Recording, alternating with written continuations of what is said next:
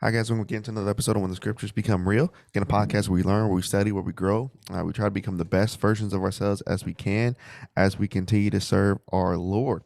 Again, we're so thankful that you guys have found the podcast. We're so thankful that you guys are here.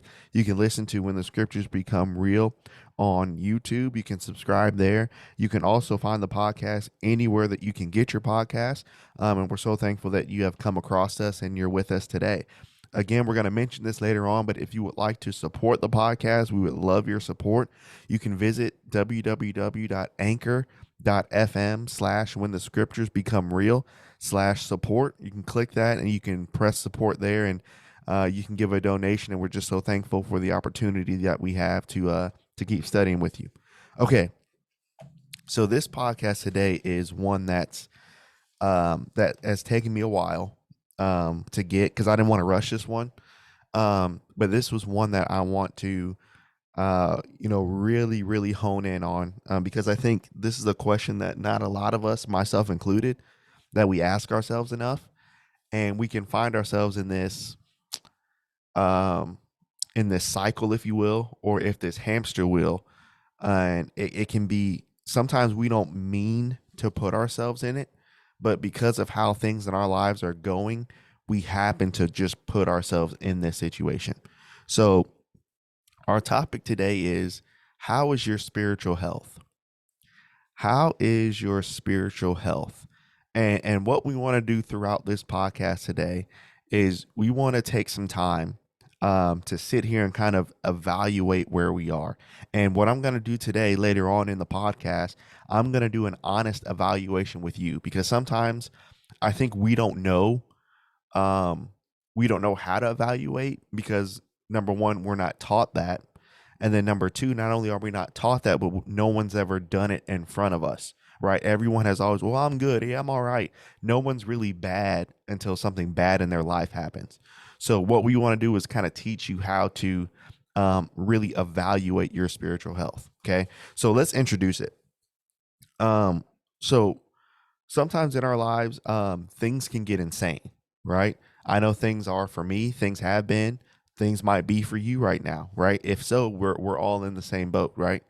So sometimes life can get insanely busy with things that need to get done, right? So work, right? It needs to get done, right? If you have a family, kids, things that they got going on, yes, there's things that need to get done. Your stuff within your marriage needs to be done. Some things that you need to handle on your own, it needs to get done, right? So all these things happen at once. And sometimes what can happen to us, and I'm going to put myself in the us, sometimes what can happen to us is we become so busy, even with good things. We become so busy that God, that worship, that basically anything else spiritual, unless it's a big thing, but I'm talking about anything else spiritual, just becomes a part of what we do rather than who we are. Does that make sense? Sometimes, and I don't think we mean to do this, but I think it just happens because we let life happen. Sometimes God becomes just another part, another section of what we do in life, rather than that's who our life actually is. So if that's the case for all of us, then what we tend to do is we tend to treat God just like everything else. And what I mean by that is this. So let's say you're insanely busy, but someone invites you out to go to a baseball game, right? Or someone invites you to go out to do this or do that. Okay, great. Sounds good. Sounds like a plan. Sounds like I really want to do that. Let me see if I can pencil that in. So you have to literally schedule other things, right? So sometimes that's what God can become, even in the Christian's life. Literally, what God can become is a schedule. Well, let me see when I can pencil something about God in. Well, let me see when I can get something else in. See, sometimes we put God in another compartment, like work is a compartment, like fun is a compartment, like hanging out with friends is a compartment. We'll put God as a compartment. He's not that. And God doesn't, He tells us in scripture, and we'll look at a couple things today. He tells us that that's what He doesn't want to be. He doesn't want you to compartmentalize Him into your life. God says, I want to be your life. Now, here's something that we don't understand as well sometimes, and I think we don't teach it as well as we should. But when we say God needs to be your life, we're not saying that you have to literally drop everything and stay there and study for 1,000 hours a day. See, so many times we have this kind of misconception. When you do say that God is your life, does he still expect you to work? Yes. Does he still expect you to take care of your things? Yes. Does he still expect you to take care of your family? Yes. But here's why he says, I want to be your life. You won't let what your family's doing, what you're doing, what work is doing, you won't let that come before me. See, here's a great thing I want to tell you guys today. You can still put God first and still do all the things that you need to do, but it takes some faith to do that. Okay. So as we kind of keep talking about this introduction here, sometimes what we need to do is we need to really stop and we need to reevaluate where I've been putting God and where you've been putting God. And life is, life sometimes it can be so unknown and it can get so crazy so fast. But maybe it is that way for us because we haven't been putting him in the place that he needs to be. So today, what I want to do with you, I just want to talk with you and I want to see where we are. Okay. So I want to take some time and I want to see where we are. All right. So moving forward, before we keep going, there's something that we got to do. So before we can move forward and really talk about what we need to talk about, here's some things that we have to get rid of before we can even start today, myself included. So before we can move on, you have to be 100% honest with yourself. If you cannot even be honest with yourself as you're listening to this podcast in the car while you're working out, at your house, as you're walking, whatever you're doing, if you can't be honest with just you that's there, then you cannot be honest with God. Okay. If you cannot be honest with yourself and really tell yourself where you are spiritually, then you can't be honest with God. So we got to throw that out the window. You have to be honest with yourself. Second thing we got to get rid of, got to get rid of pride. We can't think moving forward that I've got it all figured out right now, or we can't think I'm in the process of figuring it out without anybody's help. Right? That ain't it. Okay? You and I both have to have the right attitude to really see and really measure up against the standard of the gospel to see where we are. Okay? So let's begin. So also, before we keep going, here's something else we got to understand. When I ask the question, how is your spiritual health? Here's a couple things that I'm not asking. This is not what this question is, okay? So I'm not talking about when I ask you, okay, how's your spiritual health? I'm not talking about how has your attendance been? Is attendance important? Yes. Do we need to be at worship? Yes. But when I talk about your spiritual health, I'm not talking about your worship attendance, even though that's a part of it. So you can be attending worship faithfully and still be weak. It's possible. It's 100% possible. So that's what I'm saying. I'm not talking about that. I'm also not talking about the things that you do at worship. Well, I teach class, so I guess I'm good. Will I do this at worship, so I'm good? I'm not talking about that when I'm talking about how's your spiritual health. Okay. 2, when I ask you the question, how is your spiritual health? I'm not asking how you currently feel. Let's get that out the way too. When we talk about how is your spiritual health, I'm not asking the question, how do you currently feel? Meaning, well, I'm happy, so my spiritual health is great. Everything at work is going well, everything at this is going well, everything in my life is going well. There's some people that are going well in things in their lives, but their spiritual health isn't. So that's not the question I'm asking. That's not necessarily, I'm not asking how you feel. Well, I feel good, so my spiritual health is good. I'm not asking how you feel. But also, you could be doing bad. And just because you're doing bad doesn't mean that your faith is necessarily weak, right? So when someone asks you, and especially through this study, when I'm asking how is your spiritual health, it's not a feeling. I'm not asking you how you currently feel right now. Faith is not a feeling, right? Faith is not a feeling. So all of us moving forward. So now that we got that out the way, so now we understand what we need to get rid of. Now we understand what the question is not asking. Let's ask it again. How is your spiritual health today? It's either in one of three places. So as we look at this, when I ask how your spiritual health is, this is what's important. One, where does God rank in your life? And you know that honestly, and I know that honestly. Where does God rank in your life right now? Two, what has stopped you from giving everything that you have to him? What has stopped you from giving everything that you have to him? Three, what have you put in front of him? Yourself, your happiness, your wants, whatever you put in front of him. So all of us today, we're in one of three stages of faith. And the scripture measures faith in these three ways. Number one, we either have no faith. Number two, we either have little faith. Or three, we have great faith. So what we're going to do moving forward, we're going to go through these levels of faith. And as we go through these at the end, what I'm going to do after we describe these three, I'm going to give you an honest evaluation of where I think I am right now, just to help you to see how we can do this together. All right. So number one, let's describe the person that has no faith. Someone that has no faith, this person is measured by those who rely on their knowledge of how to do things in life.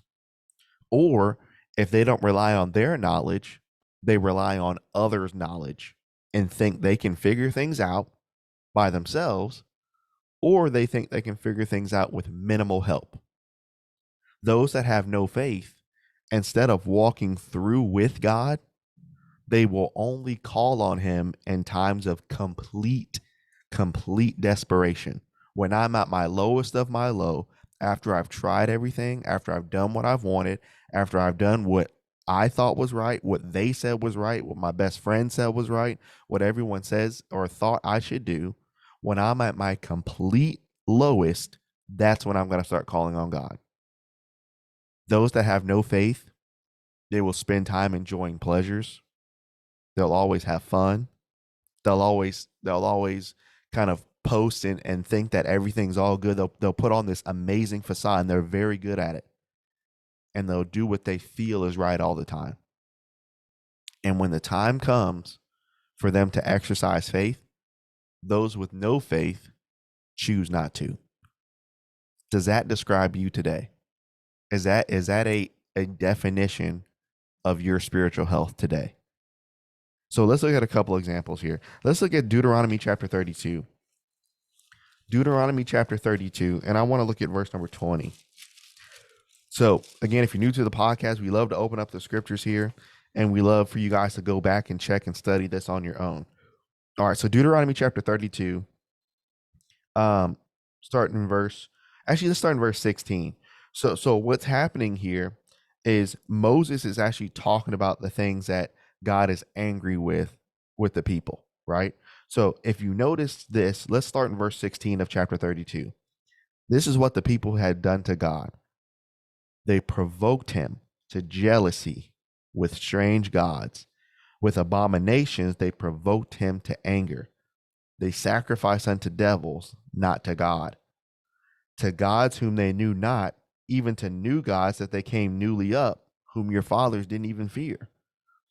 Of the rock that begat thee, thou art unmindful, and you have forgotten that God hath formed you.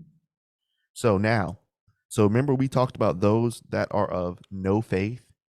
What they'll do is they'll put themselves and everything else above God.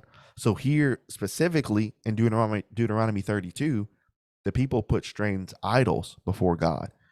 They said they put up new gods who their fathers didn't even know about before God. So notice what that did. That made God jealous. It provoked him, and it made him angry. So for you and I as New Testament Christians today, we might not serve literal idols, but guess what can be an idol? Me. what I want, what I feel like would make me happy right now, what I feel like I need right now, anything that we put above God, guess what that is to you? It's an idol. It's an idol. And notice, how does God react to those things that are put above him? It provokes him to jealousy, it makes him angry, and it provokes him. So now look at this, verse 19. And when the Lord saw this, he abhorred them because the provoking of his sons and his daughter. The Lord was angry that they turned from him. But now watch what Moses said about them. Verse 20. This is what God said to the people. And God said to them, verse 20, I will hide my face from them. So here's a consequence of having no faith. When we put other things and we put them above God, here's the thing. No one can put something above God for you. You do that. So whatever is first in your life right now, you've put it there. God had nothing to do with that. No other Christian had anything to do with that. Other people may have influenced you, but you put whatever that is above God. So you put that idol there, which is pride. So God said, when we do those things, what will God do? I will hide my face from them. I will see what their end will be. For those that do these things, they are a forward generation. Watch what he says. Children in whom is no faith. So when we put things above God, what we tend to do, and I've done this too, right? So I'm going to put myself here. I've done this too. When we put things above God, what we tell God and what we tell other people, the excuses that we give, sometimes the excuses are quote unquote valid. Well, I need to do this right now because if I don't, then you see what I'm saying? So what we tend to do is we find ways to put an excuse to our little g God. So God said, if we do those things, he calls us. This is God talking. He says, God calls us forward generation and those that have no faith. So where is your faith at right now? If this describes me and if this describes you, again, moving forward, you need to know. Again, I'm saying this out of love. This is not a judgment thing. And this is another reason why a lot of people don't want to evaluate their faith because they're afraid for people to know where they are. We have to.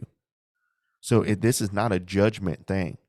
But if you have no faith, then we need to get some faith, right? So now let's look at a second example. Look at Mark chapter 4. Mark chapter 4, verse number 40. And again, what this is, guys, this is not a leveling system. This is not a comparing myself to another person's system. This is seeing where you are and helping you to get better. Right? And again, we're going to talk about this later, but this is about having the tough conversations, right? In order to grow up and in order to mature, in life, right? And in your Christian walk, with other people and dating and marriage, you have to learn to have the tough conversations, right? And this is tough. All right. So look at Mark chapter 4, verse number 40. So now this is when Jesus rebukes the wind, right? So after Jesus rebukes the wind, Jesus is there on the boat.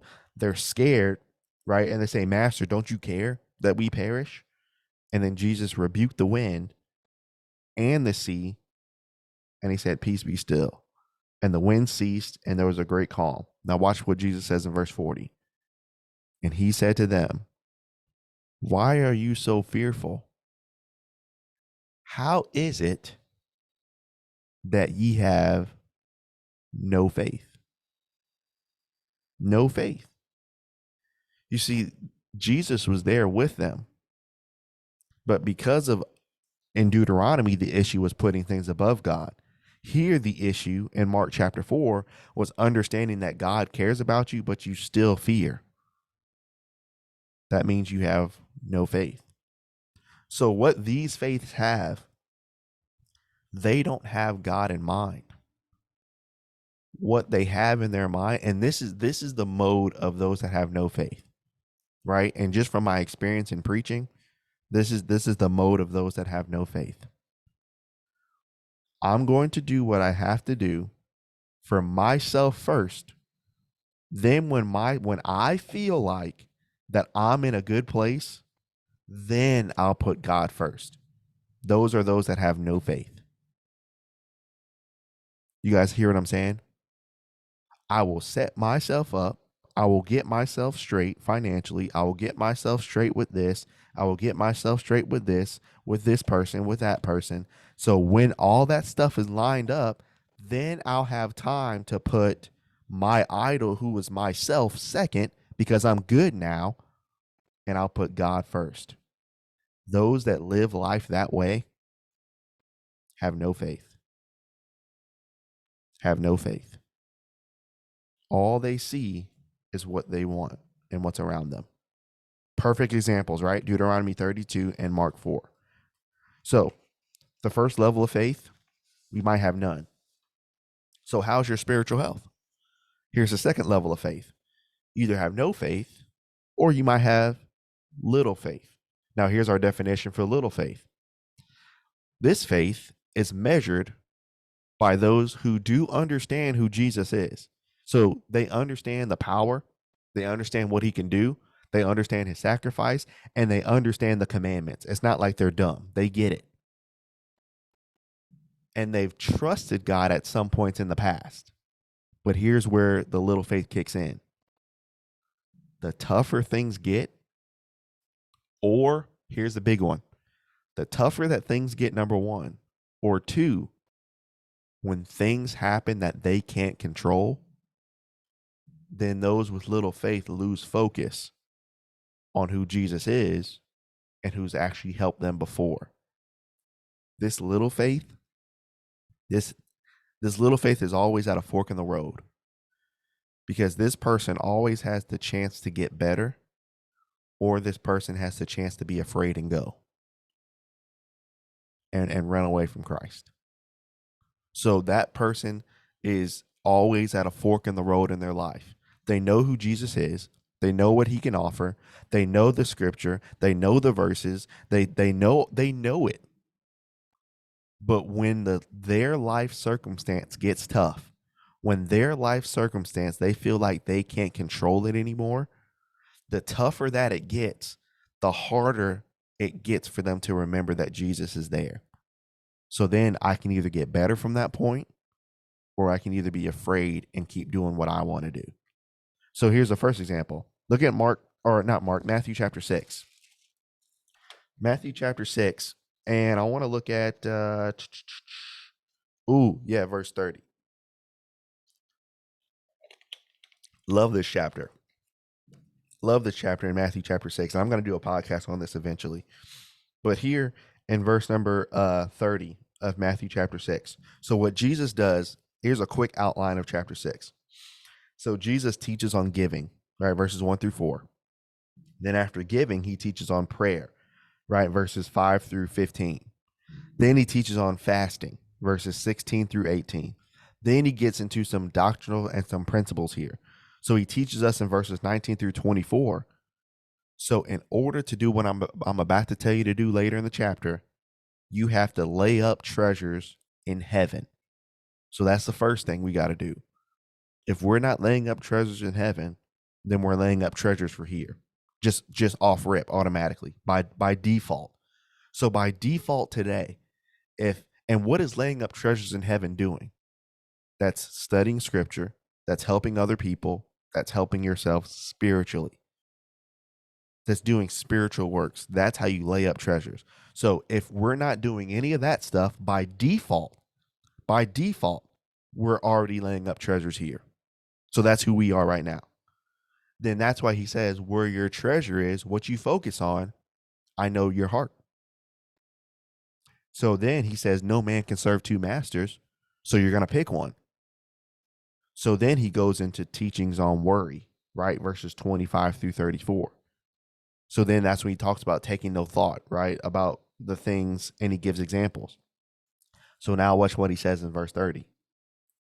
Wherefore, since you know all these things that I just taught from verse 1 to verse 30, wherefore, if God so clothes the grass of the field, which today is, and tomorrow's cast into the oven, shall he not much more clothe you, O ye of little faith? So this right here, Jesus, it's genius. He knows what those that are a little faith, he knows what our trigger is. And this is our trigger. When I'm in a situation that I can't control, when I'm in a situation where I don't know what's going to happen tomorrow, when I'm in a situation where I haven't been laying up treasures and I've been doing what I wanted to do, then guess what that's going to cause every single day of my life? Worry, anxiety, more issues. So Jesus is saying, here's all these examples that I'm giving. How much more will I do to you, O ye of little faith? So that's why later on he mentions, in order to solve this, if you put me and my kingdom first, these things that you're killing yourself over now anyway, guess who will provide? Me. But here's the part that gets us in little faith.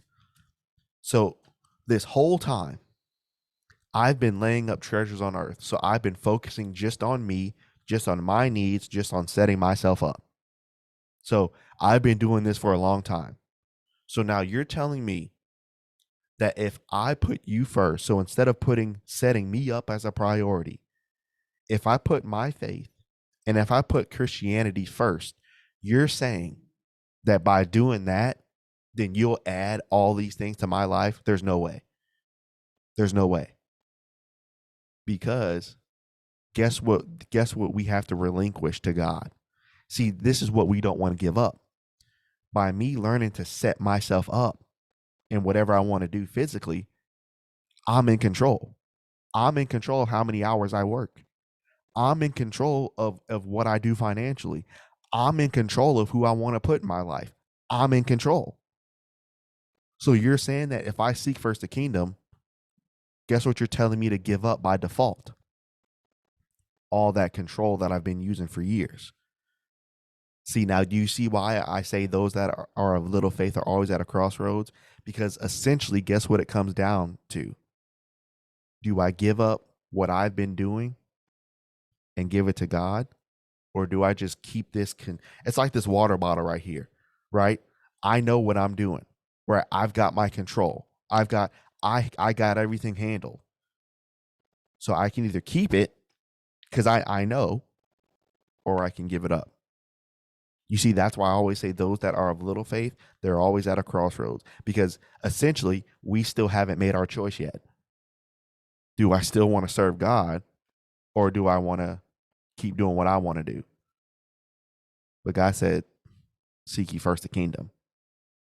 Then notice that's not the last verse in chapter 6. The last verse is, take no thought for tomorrow. For tomorrow will take thought of the things of itself. Sufficient unto the day is the evil thereof. So he ends it by trying to encourage those of little faith. You see, he says, I know your problem. Your problem is you're worried about control. Your second problem is you're worried about a day that's not even here yet. That's why he says tomorrow, each day is going to handle its own evil. But instead of worrying about what you don't have tomorrow or next week, worry about what I can give you right now if you seek first the kingdom. That's so much easier to read, right, than to say, or than to do. So sometimes little faith, we need to grow, because sometimes we need to make a choice. Where are we at? See, and here's this is why I say it's a choice, because it takes time to give God the things in your life. It takes some time. And sometimes what it takes, and I've been in this boat before, it takes taking control of what you think you need, and then you get it, and then it's not what you thought it was. I'll never. This is a very secular example, right? But it's a funny example, but you'll get the point, right? So when I was a kid, y'all remember back in the day that show on Nickelodeon, Rugrats, right? Classic, great show, right? So I used to love that show growing up. And so if you 90s kids know, back in the day, on Saturday mornings was an event. So I mean, you wake up at 6:30, 7 o'clock. You put the couch close to the TV. You get your cereal, you get your Lunchables, and you're there till about noon, right, or 12:30, and then you go play the rest of the day. Great days. Okay, so on those days, right, one of those days where little Jordan, little Gerald, right, we're sitting there watching our cartoons, and a commercial comes on, right, and it's Rugrat soup, right? It's by Campbell's, and the show is great. My favorite show. The soup looks amazing, so I'm like, I gotta get it. I gotta do it.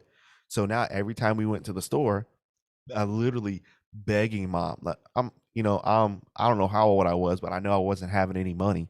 So I said, Mom, I'll give you whatever money I have. I'll get change. I'll find $1 on the street. Whatever it is, I will do whatever it takes to get this soup. And every time we would go across the aisle, I would walk past it every time because I wanted it. One day, I got it. Right? She said, I can get it. I mean, I held that thing in my hand like it was like literally like it was gold. And I was going through the commercial in my head, pretending like I was that little kid eating the soup. And I was like, this is going to be awesome. I'm going to save this for Saturday morning and I'm going to eat this when Rugrats comes on. So I get the soup, go home, make it, put it in my Rugrats bowl. I'm like, it's about to go down, right? It's about to go down. And so I'm sitting there and I take my first sip and it is terrible. It is the worst thing I've ever tasted. I was like, what is this? It was different than regular Campbell soup, right? It just tasted bad. And I sat there and I was like, no, I can't. And you know what? Mom made me sit there and I couldn't leave the table until I ate it because that's what I wanted. See, that's a funny example, but sometimes that's what has to happen for those that have little faith. Sometimes in our minds, we feel like, okay, I need that thing. So I will work until I get that, or I will do whatever I have to do to get him or to get her. So when I get this person that I want, when I get that thing that I want, I've been wanting it forever. I got it now. So when you get it, you're like, man, this is it. Like this is what it feels like to have this person. This is what it feels like to have this money. This is what it feels like to have this house. This is what it feels like to have this car. I got it. I worked so hard. I spent so many hours. I was in control. I got it without nobody's help. I got it. So when you get it, everything you fantasize that it would be, when you got it, and then you realize this ain't it, then you'll understand I need more faith. That's what we're talking about. You now do y'all see why we got to evaluate where we are? Because sometimes when we have little faith, the thing that you want so bad, God will give it to you. This guy at this congregation, yeah, you can have him. This girl, yeah, you can have her. This money, you can have it. This job, you can have it. This car, you can have it. This house, you can have it. Everything that you fantasize about and want, sometimes what God will do, God will give it to you. And when he gives it to you, sometimes it's not what we thought it was. But here's the dangerous part about that. Once we get what we've always wanted, sometimes now we'll have to pay the price of what comes with it. You'll hear what I'm saying? Sometimes the thing that we've always wanted comes with a price. And then we'll sit back and we'll realize I gave all this time, I gave all this effort, I gave all this sweat, I gave all of this for this. Now you see why I always say those that are of little faith, we're always at a crossroads. I'm either going to keep taking control or I'm going to do what God wants me to do. How's your faith? All right, then number 3, you either have little faith or you either have no faith. Number 2, you have little faith. Or 3, you either have great faith. Now, this type of faith is beautiful, right? And this faith is rare. So what this faith understands how bad a situation can be in their lives. This faith can understand how hopeless the situation really looks. But what this person does, this person that has great faith, does not let the situation get them to doubt that Jesus is the answer for the situation. This faith does not say, well, Jesus is the answer for this one, but I got this one. Jesus is this one, I got this one. No, this person of great faith says, Jesus will help me in this situation, this one, and everything else moving forward. This faith does not walk by what is currently happening right now, by what they see, or what has gone wrong, or what's not going right, or what has gone bad. This person walks not by sight, but this person walks by faith. This person has a complete trust that Jesus, number 1, is all that I need, and 2, Jesus will provide what I need when I need it. That's what a great faith person does. So let's look at this. Look at Matthew chapter 8. Matthew 8, and let's look at verse 10.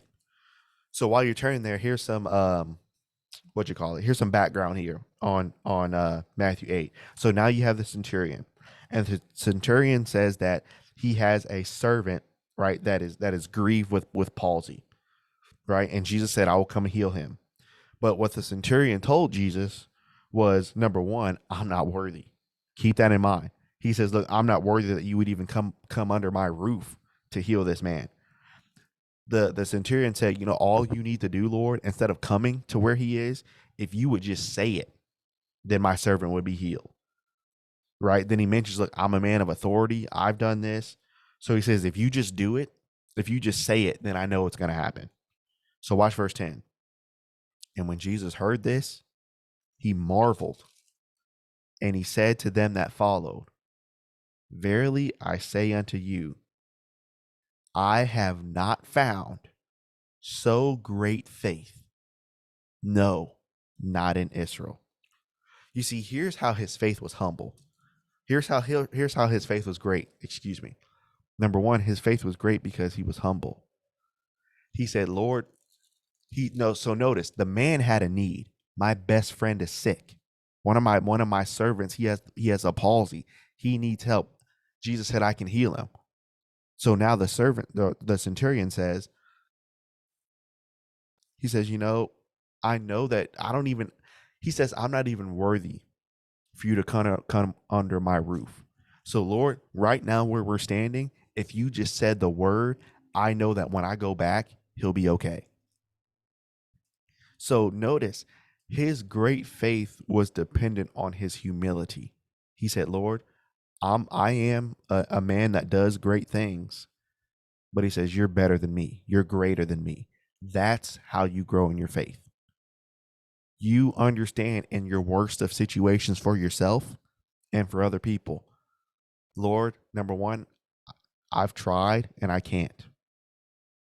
Lord, even though I may have the ability, you're better. So if you would just say it, then I know he would be healed. Jesus said that man's faith is great. Imagine how much faith it would take to know that Jesus didn't even have to touch him or do anything. All he has to do is just say the word. And he says, I'll go home. He'll be okay. Think about that in your life. Man, Jesus, you did say, seek ye first the kingdom.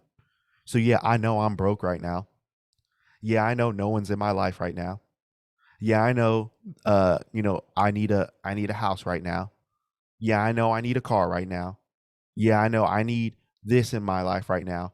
I don't have it. And guess what? I've tried it. But guess what you said? You said seek first the kingdom.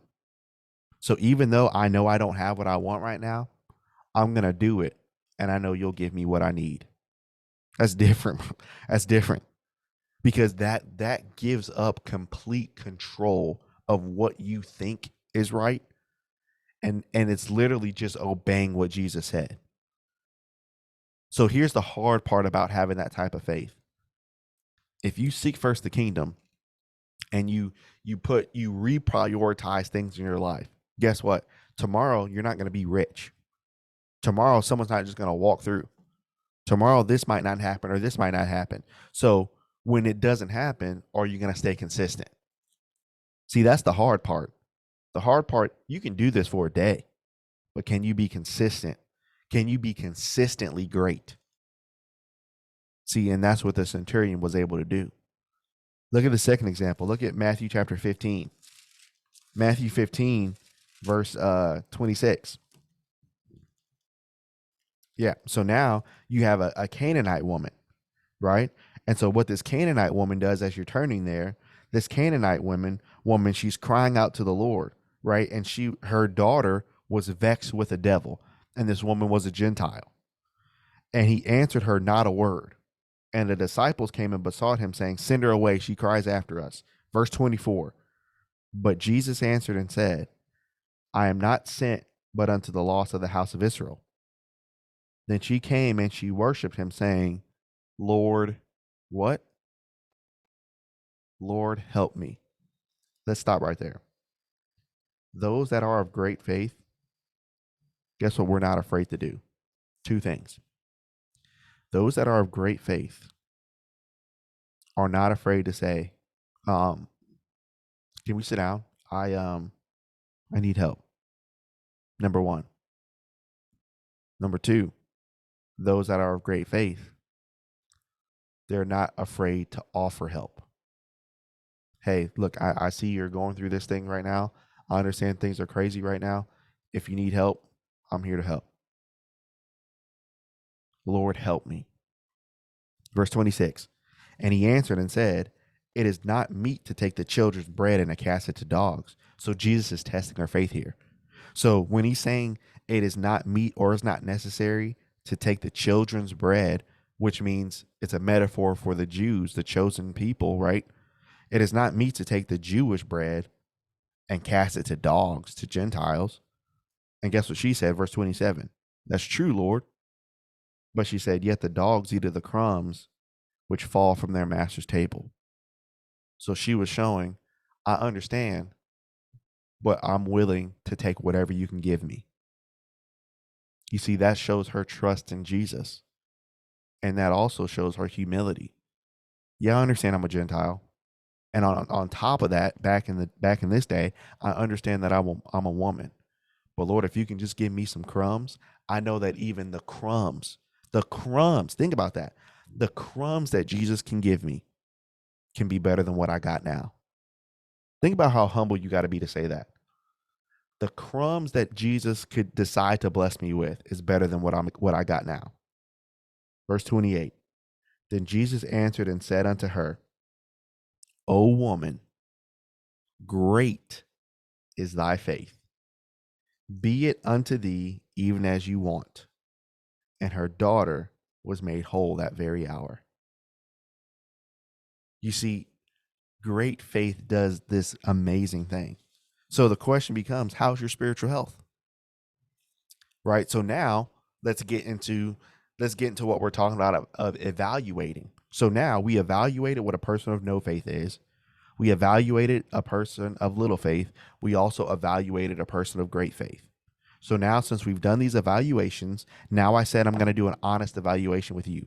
So based off of these definitions and these examples from scripture, what faith do I have? And I'll share it with you.